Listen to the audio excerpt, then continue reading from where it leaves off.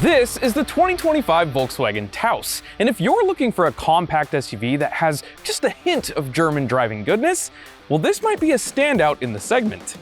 Now, yes, technically Volkswagen's historically best-selling Golf is still alive, just not in the way most Americans remember it. VW pulled the plug on the regular Golf in the US back in 2021, leaving only the GTI and Golf R for the diehards. But here's the thing, the appetite for hatchbacks never went away, it just morphed. Americans, and well, much of the world really, still want something small, practical, and efficient. They just want it with more ride height, more presence, and more SUV-ness, and they want it at an affordable price.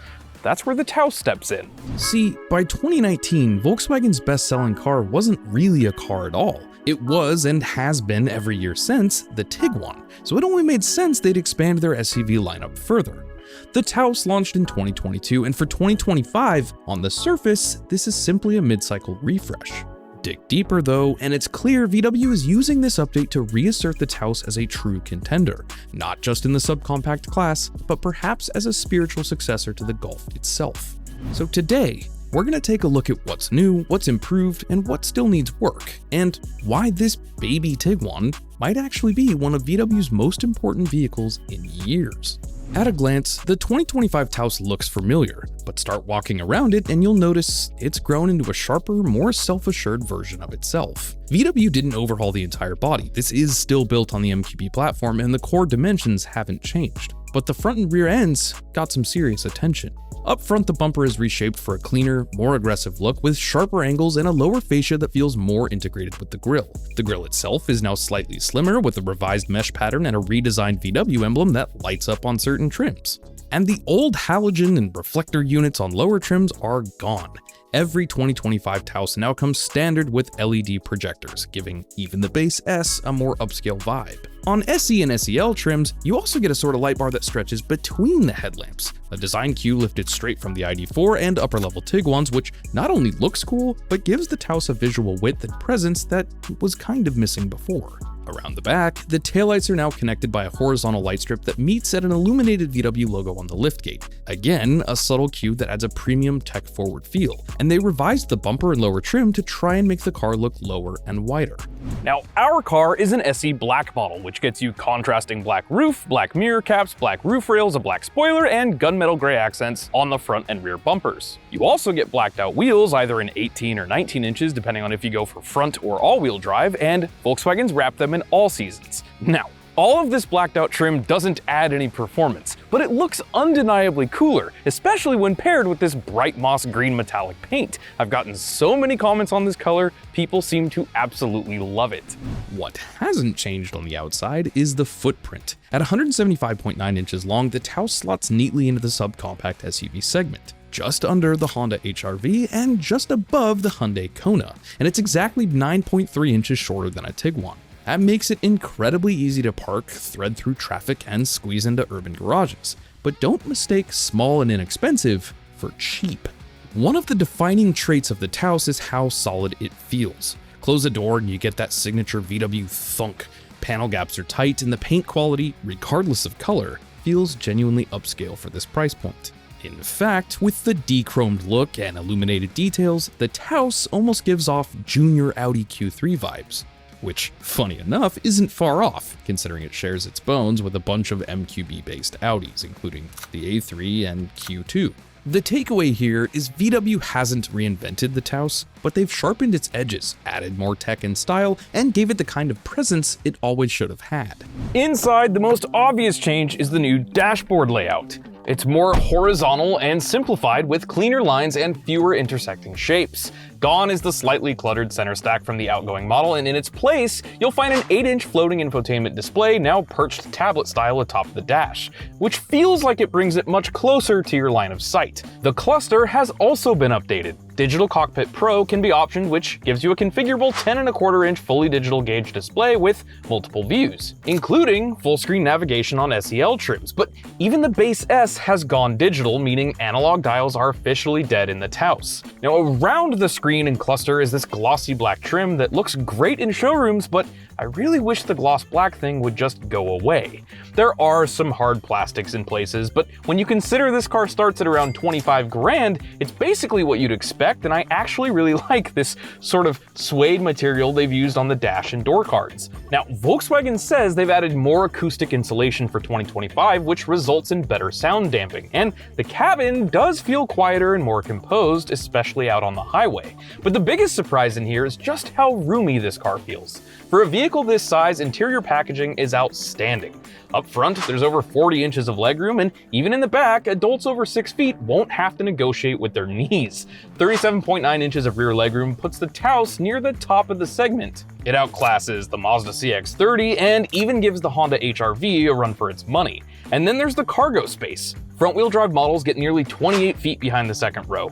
All-wheel drive models like ours still offer a strong 24.9 cubic feet. And fold the seats, and you're looking at up to 65.9 cubic feet of total capacity. That makes this one of the most practical SUVs in its class, especially considering its exterior size, and the squared-off tailgate and low load floor help too. It's worth noting, though, that the seats don't fold perfectly flat, which is kind of a miss in my book. Speaking of seats, our car gets what VW's calling Cloud Tex leatherette, with the same sort of suede-like material you'll find on the dash. They're grippy, comfortable, and likely easy to clean, but not particularly breathable, so if you run warm, you might not love it. The front seats are heated and the driver's side is power adjustable, and we found them plenty supportive and comfortable on longer drives. If you step up to the SEL, you get full leather ventilated front seats, and you also get ambient lighting with 10 color options. Fancy stuff for this segment. Something else that's fancy when it really probably shouldn't be are the climate controls.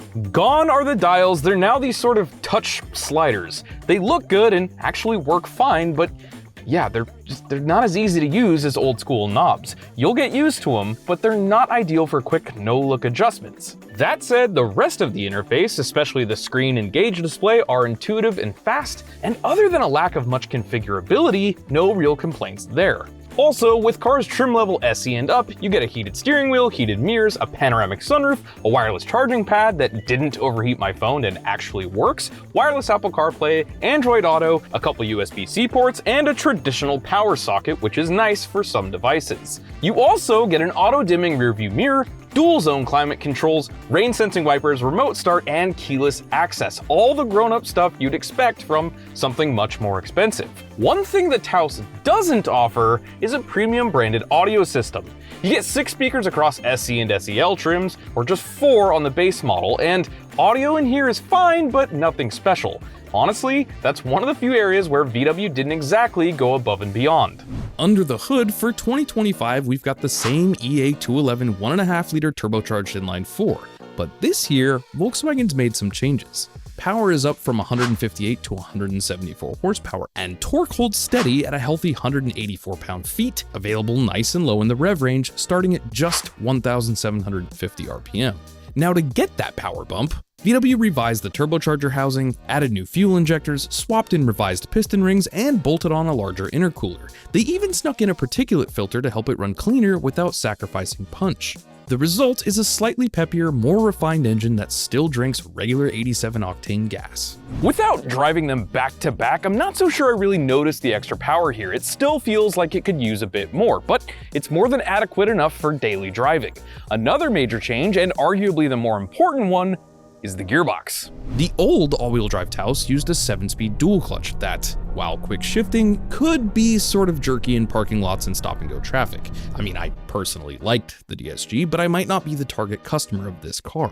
The 2025 Taos ditches that system entirely. Now, every single model, front or all-wheel drive, gets a smooth-shifting 8-speed torque converter automatic. That means easier low-speed maneuvers, better creep behavior in traffic, and a more familiar, relaxed feel overall. You can still engage sport mode whenever you want snappier shifts. In that mode, the transmission holds gears longer and downshifts more eagerly, which is good, because in normal mode, I don't find the gearbox particularly responsive. On paper, Taos is good for a 0 to 60 time in the mid 7-second range depending on drivetrain, which is a solid figure for the class and noticeably quicker than rivals like the Honda HR-V, Toyota Corolla Cross, or Chevy Trailblazer, all of which hover in the high 8 to low 9-second range. Now, if you want something quicker, you'll need to spend more for a CX-30 Turbo or Seltos SX, both cars that push past the $33,000 mark. Despite the added performance, fuel economy remains excellent, especially for front drive models, and it rivals even some hybrid offerings under certain conditions. In real-world testing, early drives have shown the Taos can easily break 35 miles to the gallon on the highway. So what's it like to live with the new Taos? Well, from behind the wheel, it feels like a Volkswagen. It's solid, composed, and competent. The steering is light but accurate with decent on-center feel. The ride feels tuned for real-world comfort. It's firm enough to feel confident, but soft enough to soak up bad pavement. And at highway speeds, it settles down like a car twice its size. Credit for that goes to its frankly excellent MQB underpinnings, the platform that's shared with everything from the Jetta to the Atlas. The wheelbase is long for its class, and that helps stabilize the ride and reduce jitters. There's no float, but it also doesn't need a bunch of little micro corrections. It's just calm, confident cruising. Now, the engine doesn't exactly set your hair on fire, but it doesn't feel out of breath when pulling a hill either. And I think ditching the double clutch makes the whole experience feel a little more refined overall. When pushed on a twisty road, you're reminded this thing shares its bones with the Golf GTI. To be clear, this is no hot hatch, but there's enough chassis precision and turbo torque to keep you from falling asleep.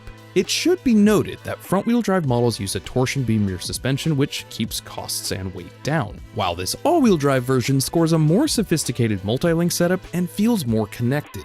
The brakes are firm and linear with good pedal modulation, and independent testing pegs 60 to 0 stopping distance at around 123 feet, which is right in line with the class. One slight annoyance is how it feels creeping to an absolute stop. Usually, right before stopping fully, you can just ease off the brakes a bit to make it perfectly smooth. That trick doesn't seem to work here though. As for the all-wheel drive system, it's the latest version of VW's Haldex-based 4Motion, and it's great. Under normal conditions, it's front drive only for better efficiency, but the moment it senses slip or you engage the snow, off-road, or custom off-road modes, it can send up to 50% of the power to the rear wheels, almost instantaneously. It even preloads the rear axle during acceleration to keep things stable and secure. We tested it in wet conditions and on loose gravel, and it stayed composed the whole time. With that, if you want a more in-depth look at how it performs off-road, then go watch our friend Ryan put it through its paces over at Driving Sports TV. Around town, it's reasonably quiet. The engine stays muted most of the time. You'll catch a faint turbo whistle if you're listening for it, but that extra insulation and acoustic tuning keeps road and wind noise at a minimum, and it's at least as good, if not better, than a lot of the competition. Now, most of the driver assist systems, what VW calls IQ Drive, work great. You know, lane centering, adaptive cruise, no complaints. And this thing comes loaded with safety, with things like the crash response system and emergency assist. But the system that prevents you from backing over your kid's bike could use some tuning. It slams on the brakes every time I back out of my driveway, which is annoying. And sure, you could turn it off, but it's actually a feature I'd like to have, so also, the driver's window keeps losing basic settings, but my previous job as a certified Audi tech for nearly a decade tells me that's typically an easy fix. So it's not perfect, but overall, this is a well-made car with some standard safety features that competitors don't even offer. So final thoughts on the 2025 Taos. Well, if you're looking at the sea of small SUVs out there, the HR-V, CX-30, Seltos, Trailblazer, the Taos deserves a good look. It's not just roomy and efficient, and it's not just handsome and well-equipped. It's the kind of car that feels slightly better built than it has to be. It may not exactly excel at any one thing, but it doesn't exactly lag behind the pack in any one category either. And in this SE Black trim, with its sleek styling and generous features, it delivers serious value for dollar without blending into the crowd. Is it the new Golf? No, but it doesn't have to be, because what the Taos really is the people's crossover. I want to give a big thanks to Volkswagen for lending me their car for the week, and as always, an even bigger thanks to all of you for watching. My name's Trav, that's the 2025 Volkswagen Taos. Let me know your thoughts down in the comments, and I'll see you all with a fresh review next week.